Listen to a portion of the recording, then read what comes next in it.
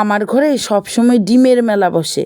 ডিমের মেলা কেন বললাম জানেন? মানে ডিম ছাড়া কিচ্ছুই চলবে না তাদের, শুধু ডিম আর ডিম। তাই সবসময় কি একরকম ডিমের তরকারি খেতে ভালো লাগে? তাই তো এক এক সময় এক এক রকম করে রান্না করি। ছেলেদেরও পছন্দ, তাই এভাবে মানে যেভাবে করলে ওদের ভালো লাগবে সেভাবে করার চেষ্টা করি।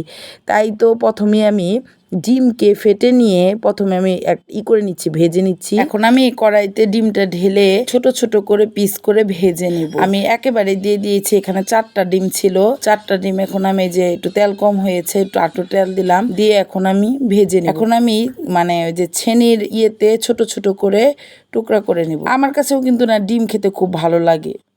এখন আমার মাছ মাংস কেন জানি তেমন একটা আমারও ভালো লাগে না, আমার বাচ্চাদেরও সেম একই অবস্থা। তারপরে তো এর জন্য এরকম করেই ডিম বেশিরভাগ রান্না করি, ভালোই লাগে। এখন আমি কড়াইতে আবার তেল দিয়ে নিব।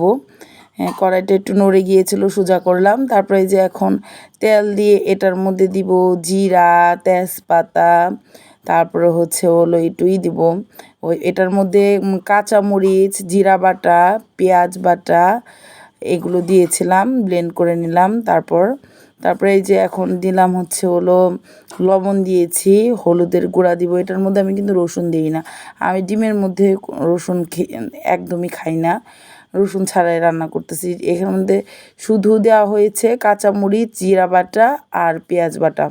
তারপরে এই যে মরিচের গুঁড়া দিয়ে দিলাম, সামান্য একটু ধনিয়ার গুঁড়াও দিব। আমি ধনিয়ার গুঁড়োই বেশি তরকারি খাই, আমি জিরা বেশিরভাগ সোমবারেতে দিই, কিন্তু আজ আমি একটু জিরা বাটাও দিয়েছি এটাতে। তারপর তো এই যে এখন আমি মশলাটাকে সুন্দর করে কষায় নিব। হ্যাঁ, আস্তে আস্তে করে কষায় নিতেছি মশলাটাকে। আমি জানি তোমরাও এভাবে অনেকে রান্না করো, এটা রান্না শেখানোর মধ্যে কিছুই নেই। যার যার রান্না এখন সব আপুরাই রান্না করতে পারে, আমি দেখি তো সবার রান্নাগুলি আমার কাছে খুবই ভালো লাগে। আমি এখন দিয়ে দিলাম পেঁয়াজের কলি। তাহলে তো তোমরা বুঝতেই পারতেছো যে এই ভিডিওটা আমার কবের করা। আমি কিন্তু মানে আজও কিন্তু আমি ডিমের তরকারি রান্না করছি, কিন্তু এটা কিছুদিন আগের মানে শীতকালের সময় ছিল ভিডিওটা করা।